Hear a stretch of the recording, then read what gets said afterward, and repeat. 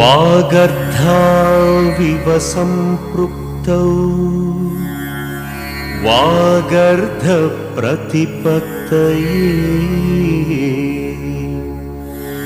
जगतः पितरौ वन्दे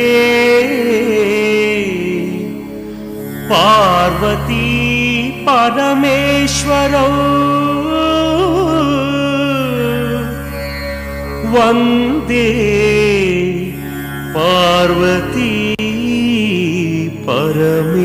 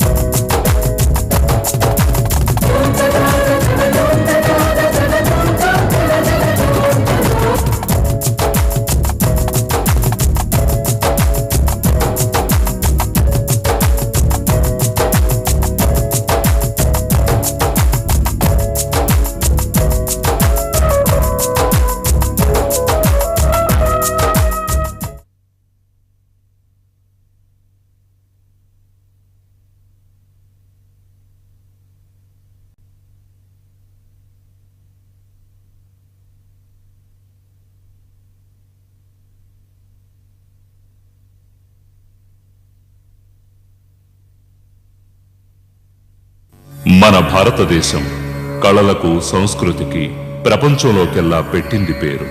ముఖ్యంగా జానపద కళలు, వీధి బాగోతాలు, బొమ్మలాటలు, విప్ర వినోదాలు, కీలుగుర్రాలు, పగటి వేషాలు మున్నగు వాటికి ప్రఖ్యాతి చెందింది. ప్రాచీన కాలంలో ఈ కళలకు ప్రజాదరణ ఉండి వాళ్ల ఆదరణతో కళాకారులు హాయిగా బతికేవాళ్లు. రాను సైన్సు నాగరికం పెరిగిన కొద్దీ రేడియోలు, టీవీలు, సినిమాలు ప్రాచుర్యానికి వచ్చిన తర్వాత ఈ కళలకు ప్రాముఖ్యం తగ్గిపోయింది. ప్రాముఖ్యం తగ్గడమే కాకుండా నామరూపాలు లేకుండా పోతున్నాయి. ఎవ్వరూ ఈ కళల గురించి పట్టించుకోకపోవడంతో ఈ కళలు అధపాతాళానికి తొక్కబడ్డాయి. కళాకారులకు జీవనోపాధి లేకుండా కళను నమ్ముకోవడం మాని పూట జరగడం కోసం వేరే పనులకు వెళ్లి కళను తమ తర్వాతి వాళ్లకు నేర్పించడం మానేశారు. దీనివల్ల కళలు మరుగున పడిపోతున్నాయి. అలా కళను నమ్ముకున్న ఒక కళాకారుడి యథార్థ జీవిత గాథే దీనికి ఆధారం.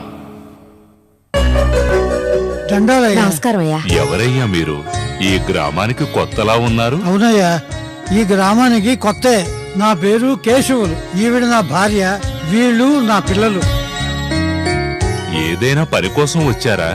పని కోసం రాలేదయ్యా, మరి తోలుబొమ్మలాట మా జీవనాధారం. బతుకుదెరువు కోసం కుటుంబంతో సహా ఈ గ్రామానికి వచ్చాం. మీరు పెద్ద మనసు చేసి ఈ గ్రామంలో తోలుబొమ్మలాట ఏర్పాటు చేయిస్తే ఓ నెల రోజుల పాటు మా బతుకుల గురించి ఆలోచించాల్సిన అవసరం లేదయ్యా. తోలుబొమ్మలాట ఇదేదో బాగానే ఉందే. కాలక్షేపం కోసం ఏం చేద్దావా అని అరగంట నుంచి కసరత్తు చేస్తూ కాలం తోస్తున్నావు. నీకు పొట్ట గడవాలి, మాకు కాలక్షేపం కావాలి. అట్లాగే తోలుబొమ్మలాడించు, నీకు చేతి నిండా కాసులు రాలుతాయి. చాలా సంతోషం అయ్యా, చాలా సంతోషం. వస్తాం బాబు. వస్తామయ్యా. మంచిది. అయ్యా నమస్కారం అండి చౌదరి గారు. నమస్కారం అండి, కూర్చోండి. ఏం కూర్చోటమో ఏందో. ఏమిటి గోవిందయ్య, రావడం మానేసావా? ఏం రావడమో ఏమో. ఏమైంది? ఈ ఊళ్ళో కళాకారులు మేము ఉన్నామా? ఉండారు. ఉన్నామో సత్యామో కూడా తెలియని పరిస్థితిలో బతుకున్నాం. కాకులు లెక్క. ఫోన్ కిస్కా కొట్టంగాడు కేశవుట్ట ఏ ఊరి నుంచి వచ్చాడో తెలీదు. తోలు బొమ్మలు ఆడిస్తానన్నాడంట. ఆడించుకో మాకు కాలక్షేపం అన్నట్ట. బోసయ్య మీ ఎగస్పార్టీ వాడు బోసడికే అయ్యా. ఎవడు? బోషయ్య గాడా? అసలు వాడెవడండి ఒప్పుకోవడానికి? అదే కదండి నా బాధ. నీతో మాట్లాడకుండా, నీకో మొక్క చెప్పకుండా ఆడమని చెప్పటానికి ఆడేవాడు, ఆడించడానికి ఈడేవాడు. చెప్తాడు. ఎందుకు చెప్పడు? వాడికి ఎలా కాలక్షేపం చేయాలో నేను చెప్తా. అది కోటిగా అయ్యా, ఈ ఊళ్ళో ఏ ఆటైనా మనం ఆడించాల్సిందే. అలాగయ్యా, జనాలు చూడాల్సిందే.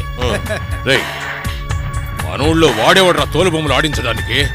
వీళ్ళు వాడి సంగతి చూడు. అలాగేనయ్యా. రే రండ్రా. అయ్యా నాకు కూడా అనుమతి ఇస్తే నేను వెళ్ళి వాళ్ళకి సాయం చేస్తాను. సెలవు. నువ్వు రారా. అగా ఏంటి ఈ ఊళ్ళో తోలుబొమ్మలు ఆడించడానికి వచ్చావా? అవునయ్యా, భూషయ్య గారిని అడిగాను, ఆయన సరే అన్నారు. భూషయ్య గారా? ఆడేవాడు సరే అంటానికి? అదేంటయ్యా, ఆయన ఈ ఊరి పెద్ద మనిషి కదా. ఆయన ఏం పెద్ద మనిషి? ఈ ఊళ్ళో ఎంతమంది కళాకారులు ఉండగా మమ్మల్ని కాదని వాడటానికి లేదు. ఇది మా బతుకు తెరువయ్యా. ఆ మాట చెప్పి మా నోట్లో మట్టి కొడతావా? ఎవరి నోట్లో మట్టి కొట్టమయ్యా. ఏమైనా సరే నువ్వు ఆడకూడదు అంతే. ఆడేవా బతకనేవా? అది కాదయ్యా, మమ్మల్ని వీడి మాటలతో ఇన్ని రకం కాదు. బాధండి.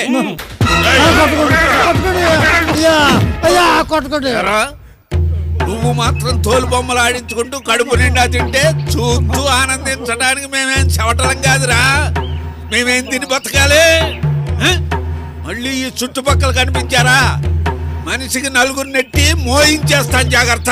10 మందికి ఆనందం ఇచ్చే కళాకారుల్లో కూడా ఒకరంటే ఒకరికి ఎందుకయ్యా ఇంత కడుపు పట్ట? కేశవులు గారు మీరేం బాధపడకండి, మీకు మేమున్నాం. మీకు ఎటువంటి ఆటంకాలు రావు. రాకుండా చూసే బాధ్యత మాది. అయ్యా, మీలాంటి వాళ్ళు ఉండబట్టే కళలు చావకుండా మాలాంటి కళాకారులు హాయిగా బతుకుతున్నారు. మిమ్మల్ని ఆ కళామ తల్లి చల్లగా చూడాలి బాబు.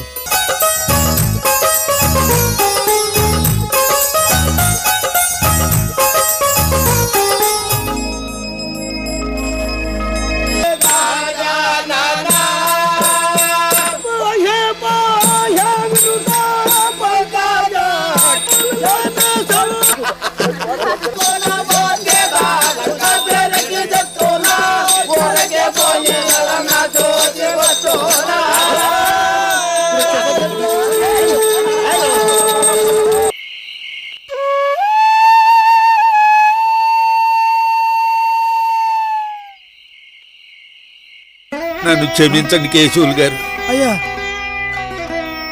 అయ్యా, మిమ్మల్ని కొట్టి తిట్టి హింసించి బాధ పెట్టాను.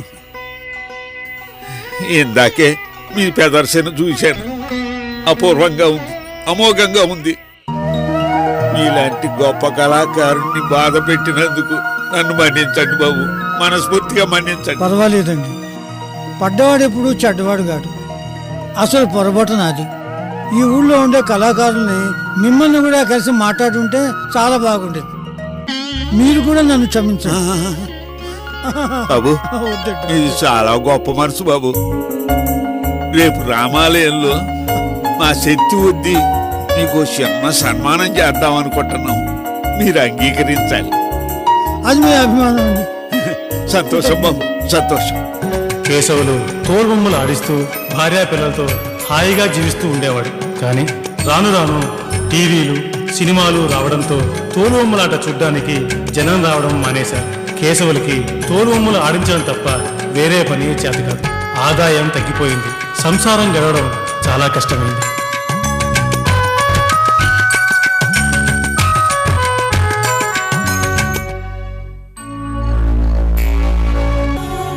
నాకు మీ సానుభూతి అక్కర్లేదు. నా రెక్కల్లో బలం ఉన్నంత వరకు మిమ్మల్ని ఆడించాను, మీతో నవ్వాను, ఏడ్చాను, ఆడాను, పాడాను కూడా. ఇప్పుడు నా రెక్కల్లో బలం తగ్గిపోయింది. నేను మిమ్మల్ని ఆడించలేను. నా తర్వాత మిమ్మల్ని ఆడించేవాళ్ళు, ఉద్ధరించేవాళ్ళు ఎవరూ లేరు. నాకు మా వాళ్ళకి పట్టడి మెతుకులు పెట్టలేకపోయిన తర్వాత మీరు నన్ను ఏమి ఉద్ధరిస్తారు? మీరు నన్ను ఉద్ధరించలేరు, నేను మిమ్మల్ని ఉద్ధరించలేను. నాకు మీరు ఉపయోగపడినప్పుడు, మమ్మల్ని బతికించలేనప్పుడు ఈ ప్రపంచంలో మీకు నాకు ఏ సంబంధం లేదు. నా సర్వస్వం మీకే ధారపోసాను. మీరు నన్ను బతికించలేరు, నేను మిమ్మల్ని బతికించలేను. ఇక మీ వల్ల నా భార్య పిల్లల్ని పోషించలేదు. అందుకే ఇక్కడి నుంచి వెళ్ళిపోతున్నాను.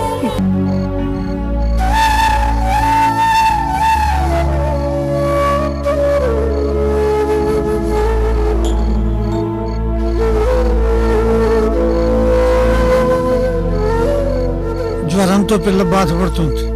నేనేం చేయలేని పరిస్థితి. అందుకే ఇంట్లో నుంచి వెళ్ళిపోతున్నాను. తోలుబొమ్మలు ఆడించినా వచ్చేవారు లేరు. నన్ను క్షమించు లక్ష్మి, నన్ను క్షమించు. చెప్పకుండా వెళ్ళిపోతున్నాను.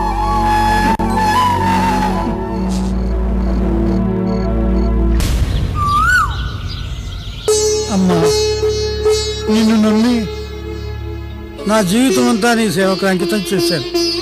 నా బ్రతుకులో నాశనం చేసేవేంటమ్మా? కన్నవాళ్ళకి ఇంత కలో గజ్జో పోయలేదు. నా కళాసేవ ఎందుకమ్మా? నేను నా కళ నిరుపయోగమైనప్పుడు నా బ్రతుకు అర్థం లేదమ్మా. ఇన్నాళ్ళు నువ్వేదో నన్ను ఉద్ధరిస్తావు అనుకున్నావు. ఇంకా నిన్ను నమ్ముకోవడం అనవసరం అమ్మా. ఈ కట్టుకు బొచ్చులు నాకొద్దు, ఈ కళాసేవ నాకొద్దమ్మా, ఈ తలవంపులు నాకొద్దమ్మా. నా మనసు చంపుకొని జీవచేవల్లా ఉండలేనమ్మా. నేను ఉండలేనమ్మా.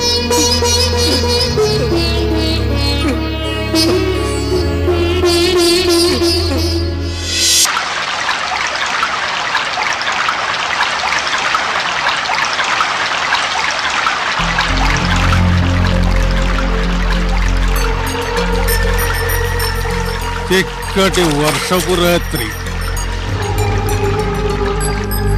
సరసాలాడ్డానికి చెంతన ఓ చిన్నది ఉంటే ఎంత బాగుంటుందో.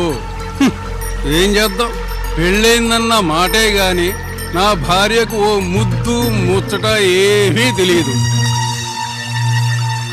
ఎప్పుడు చూసిన వ్రతాలు, పూజలు, నోవులు. పిన్ని గారు వచ్చి చాలాసేపు అయిందా? ఇప్పుడే వచ్చామమ్మా. అలాగా.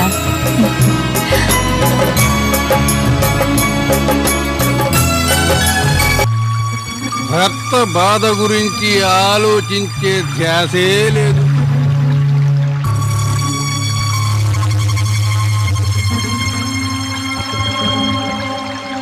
కోరికతో కోరికతో కోరికతో ఒళ్ళంతా కాలిపోతుంది. ఏం చేయాలి, ఏం చేయాలి?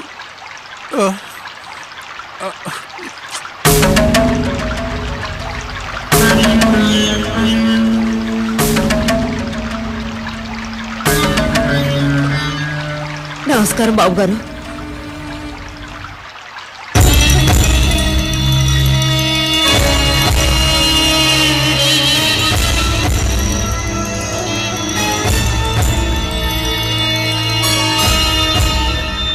ఈ అర్ధరాత్రి ఇంత వానలో తడుస్తూ వచ్చావు, ఏమిటి సంగతి? రాక తప్పలేదు బాబు గారు. అమ్మాయికి బాగా జ్వరంగా ఉంది, కలవరింతలు కూడా ఉన్నాయి. కడుపు నొప్పితో మెలుకలు తిరిగిపోతుంది బాబు గారు. నాకెందుకో భయంగా ఉంది. అందుకు నేనేం చేయను, వెళ్ళే డాక్టర్ చూపించు. డాక్టర్కి చూపించడానికే డబ్బుల కోసం మీ దగ్గరకు వచ్చాను బాబు గారు. కాస్త దయ తలచండి. ఓహో అలాగా. అర్థమైంది.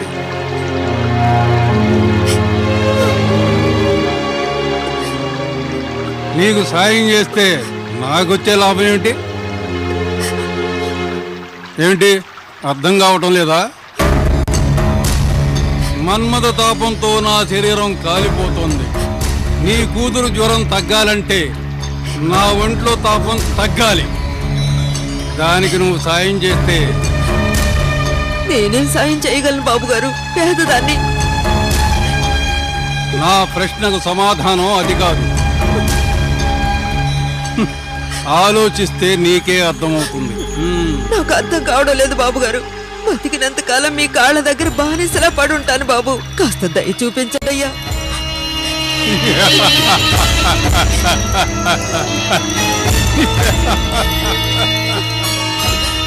లక్ష్మి, నువ్వు పడి ఉండాల్సింది నా కాళ్ళ దగ్గర కాదు, నాతో కలిసి పందిరి మంచం మీద.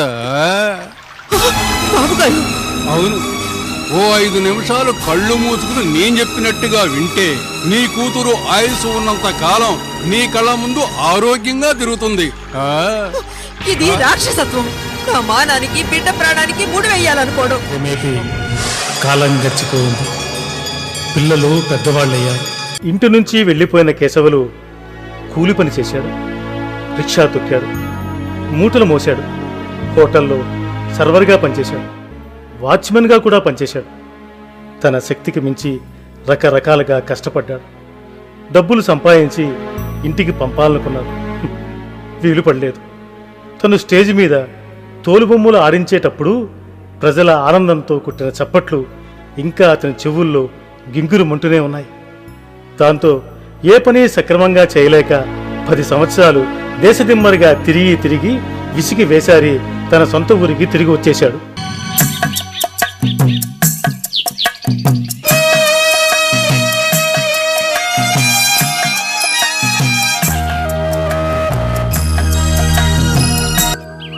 అందలేదా? అందని మామిడికాయలు అందుకుని తినాలంటే ఈ అందగాడి సహాయం ఆడపిల్లకి ఎప్పుడూ ఉండాలి. నేను సాయం చేయనా? వద్దొద్దు. వద్దంటే నీ అందమైన పెదవుల్ని తాకాలని ఆ మామిడికాయలు తాతాలాడుతున్నాయి. ఉండు.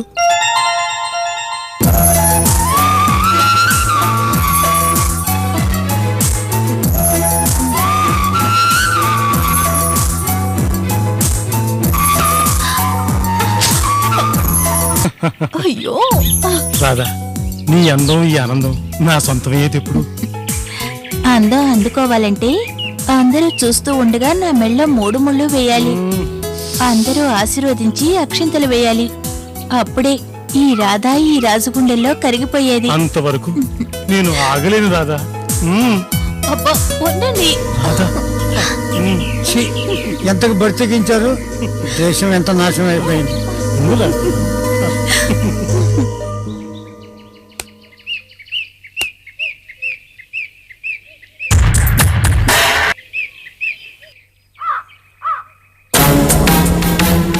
ఆగో, ఏమిటది? బియ్యం. సిగ్గులేదు? ఎందుకు సిగ్గు? ఆ సిగ్గేదో మీకుండాలి. కట్టుకున్న దాని కడుపు కింద పెట్టలేకపోయానని సిగ్గుపడాల్సింది మీరు. మీకు లేని సిగ్గు నాకెందుకు? ఏమిటి నువ్వు అనేది? కాకపోతే ఏంటండి, నాకు నా పిల్లలకి కడుపు నిండా ఇంత కూడి పెట్టి ఎన్నాళ్ళైంది. దేశం మీద పోయారు, ఇన్నాళ్లకు తిరిగి వచ్చారు. ఇన్నేళ్లు మేము ఎలా బతికామనుకున్నారు? ఒకరోజు చిన్నదానికి జ్వరంతో ఒళ్ళు పెట్లిపోతోంది. డబ్బు ఇవ్వందే డాక్టర్ చూడనన్నాడు. ఆ పరిస్థితుల్లో చేతిలా కన్నబిడ్డను కాటి కప్పడం నాకు ఇష్టం లేదు. ఊరి పెద్ద దగ్గరికి వెళ్ళాను. నన్ను అర్పించుకుంటేనే కానీ ఆదుకోనన్నాడు. మనసును చంపుకోలేకపోయాను. ఒకరి కోసం ప్రాణాల్ని త్యాగం చేసే మన భారతదేశంలో నా శీలాన్ని, మరో ప్రాణాన్ని కాపాడడం కోసం పణంగా పెట్టమని అడిగితే ఒప్పుకోలేదు. అందుకే చీ అని వచ్చేసాను. ఆ రోజు నుంచి ఈ రోజు దాకా మన సంసారాన్ని ఈ ఊరు వాళ్ళే ఆదుకుంటున్నారండి.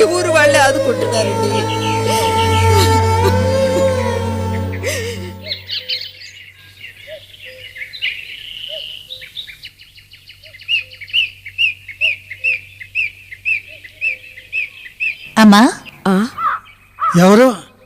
మన అమ్మాయి రాదండి. ఈయనెవరు? నేనెవరా? మీ అమ్మకు తాళి కట్టిన వాడిని, నీకు జన్మనిచ్చిన వాడిని, ఈ దళిద్రపు కొట్టడానికి తండ్రిని. పట్టపగలే పరాచకాలు ఆడతావా? ఛీ, ఎంతకు తెగించావే నిన్ను! ఆగు! నన్ను కొట్టే అధికారం నీకెవరు ఇవ్వలేదు. నాకు గంజి కూడా ఇచ్చి పోషించలేని నీకు నన్ను కొట్టే అధికారం ఎవరిచ్చారు? ఒకటిచ్చేదేంటి? కన్న తండ్రిగా నిన్ను దండించడానికి, దారిలో పెట్టడానికి నాకు అధికారం ఉంది. లేదు, అది నువ్వు పెట్టి పోషించినప్పుడు. నా పెళ్లి గురించి నువ్వు ఆలోచించావా? నా తోటి వాళ్ళంతా పెళ్లి చేసుకొని హాయిగా పిల్లా పాపలతో కాపురాలు చేసుకుంటున్నారు. నాది ఉప్పు కారం తినే శరీరమే. నాకు అందరిలా ఏవేవో కోరికలుంటాయి. అడిగిన కట్నం ఇచ్చి కులపింటి వాడితో పెళ్లి చేయలేనప్పుడు నా దారి నేను చూసుకోక తప్పలేదు. ఇప్పుడు నేను తల్లిని కొడుకు కాబోతున్నాను. అరిచినా గోల పెట్టినా గొంతు పిసుకున్నా ఏ లాభం లేదు. ఆయన కాళ్ళు కడిగి కన్యాదానం చేయండి. ఒరేయ్ వంశీ! ఏంట్రా, ఏమైందిరా? వీడు దొంగతనం చేసి పారిపోతున్నాడు. వీడి సుపుత్రుడా? మన సుపుత్రుడే. ఒక్క నిమిషం సార్. ఏంట్రా అది? ఎందుకు ఆయన కొట్టావు? ఇతను ఎవరో కాదు సార్, నా తండ్రి. నన్ను కన్న తండ్రి, చేవలేని చేతగాని తండ్రి. మమ్మల్ని ఒంటరిగా వదిలేసి ఎటో పారిపోయాడు. మమ్మల్ని పోషించడానికి స్తోమత లేక వెళ్ళిపోయాడు సార్. ఇతను నా తండ్రి అని చెప్పుకోవడానికి సిగ్గుగా ఉంది. ఏం చేయాలో అర్థం కాలేదు. ఈ ఊరి వాళ్ళ దయ వల్ల నేను చదువుకున్నాను, కానీ ఏం లాభం? ఉద్యోగం రాలేదు. లంచం అడుగుతున్నా సార్, లంచం. నా దగ్గర డబ్బు లేదు. మళ్ళీ ఈ ఊరి వాళ్ళు నటడం నాకు ఇష్టం లేదు. అదిగాక నేను ఒక అమ్మాయిని ప్రేమించాను. ఉద్యోగం లేకపోతే పెళ్లి ఎవరు చేసుకుంటారు సార్? అందుకే గత్యంతరం లేక ఈ ఊళ్ళో డబ్బున్న వాళ్ళు వీళ్ళొక్కరే. అందుకే వాళ్ళ ఇంట్లోనే దొంగలించాను. అసలే మేమంటే గిట్టని ఆయన గారి భార్య కిటికీలో నుంచి నన్ను చూసి పెద్దగా అరిచింది. పనివాళ్ళు నన్ను పట్టుకున్నారు. పోలీసులకు ఫోన్ చేసింది. ఈ రోజు నా జీవితం ఇలా కావడానికి ఇతనే సార్ కారణం. లేకపోతే బాగా చదువుకుని మా అమ్మ చెల్లెల్ని బాగా చూసుకుంటూ నేను కూడా ఏ ఉద్యోగమో చేసుకుంటూ ప్రేమించిన అమ్మాయిని పెళ్లి చేసుకుని హాయిగా ఉండేవాడిని. ఛీ, ఇలాంటి దౌర్భాగ్యపు తండ్రి ఎవరికి ఉండకూడదు సార్, ఎవరికి ఉండకూడదు. పదండి సార్, వెళ్దాం. పద. చూసారా మీ వల్ల అందరూ ఎలా నాశనం అయిపోయారో? రావే రాధా.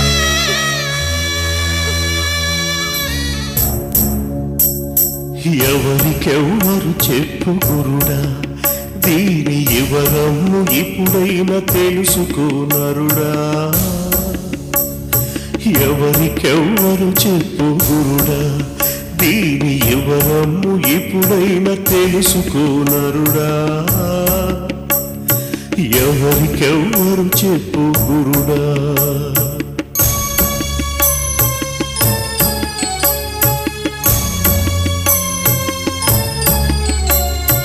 ఇల్లు ఇల్లన్నావు, ఇల్లు నాదన్నావు, ఇల్లాలు నాదని తెగ మురిసిపోయావు.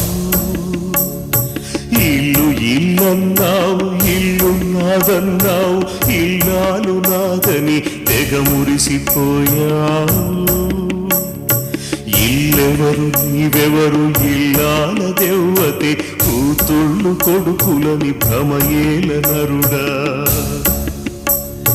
ఇల్లెవరు నీవెవరు, ఇల్లాల దెవ్వతే, కూతుళ్ళు కొడుకులని భ్రమయేల నరుడా. కూతుళ్ళు కొడుకులని భ్రమయేల నరుడా. ఎవరికెవ్వరు చెప్పు గురుడా, దీని వివరము ఎప్పుడైనా తెలుసుకోనరుడా. ఎవరికెవ్వరు చెప్పు గురుడా, దీని వివరము ఎప్పుడైనా తెలుసుకోనరుడా. ఎవరికెవ్వరు చెప్పు గురుడా.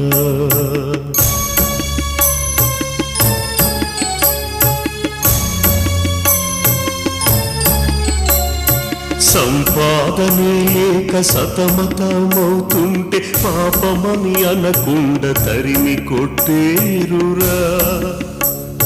సంపాదనే లేక సతమతమవుతుంటే పాపమని అనకుండా తరిమి కొట్టేరురా. కట్ట కట్టె కంపంలోన కాలిపోయే నాడు తోడెవ్వరు రారు నరుడా, నాడు శివుడొక్కడే తోడు నరుడా. కట్టె కంపంలోన కాలిపోయే నాడు తోడెవ్వరు రారు నరుడా, నాడు శివుడొక్కడే తోడు నరుడా. కళాకారులకి కాలం కలిసొస్తే వాళ్ళ కీర్తికాంతులు దిగ్దిగంతాలకు వ్యాపించి చిరంజీవులను చేస్తుంది. కళాకారుడు అమరజీవి, కళ చిరంజీవి. మనిషికి చావు రావచ్చు గాని కళకు చావు లేదు, చావు రాదు. Man is mortal, art is mortal.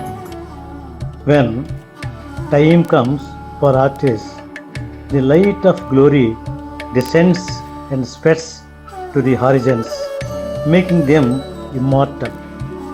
The artist is an immortal, a dream of immortality. Man may die, but art does not die. Death does not come to artists.